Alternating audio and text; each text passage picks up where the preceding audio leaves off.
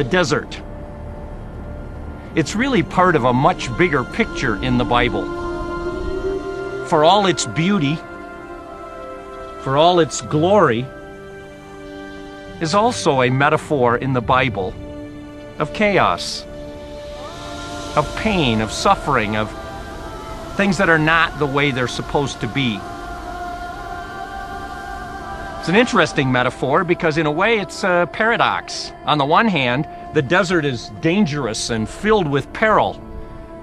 Poisonous snakes, the Bible says, scorpions, wild animals, demons are found here. No water, no food, no shelter. The blazing heat of the day, the valley of the shadow of death at night. Dangerous place. And yet in the Bible, it's a place of refuge. David finds sanctuary in the desert and meets God himself. Moses finds refuge here. Israel does too from the bondage in Egypt, and Elijah as well. I'd like to invite you to join us in this series of desert studies. I'd like to have you join us, if you would, not as a spectator and watch our journey, or in our study and our hiking in this desert, to watch Israel's ancient journey long before us as recorded in the text. I'd like to have you join us in your deserts. It may be something you carry deep inside your soul. But in the heat, in the pain, in the struggle, in the unknown, I'd invite you to discover that God is there with you. And He will be just enough for you as He was for them. We were in the desert of Sinai.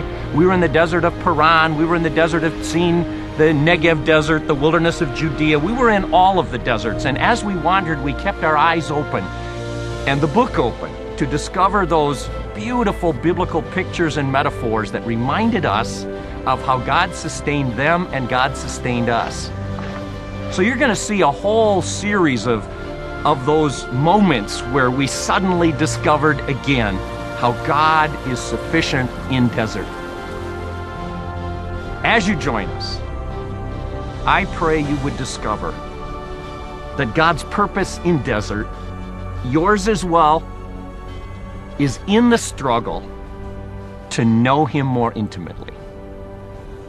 And I pray that in the silence of these deserts,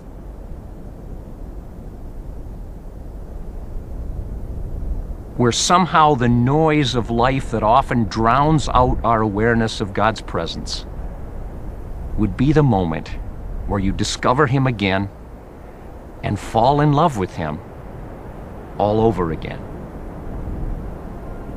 Come, let's find God in the desert.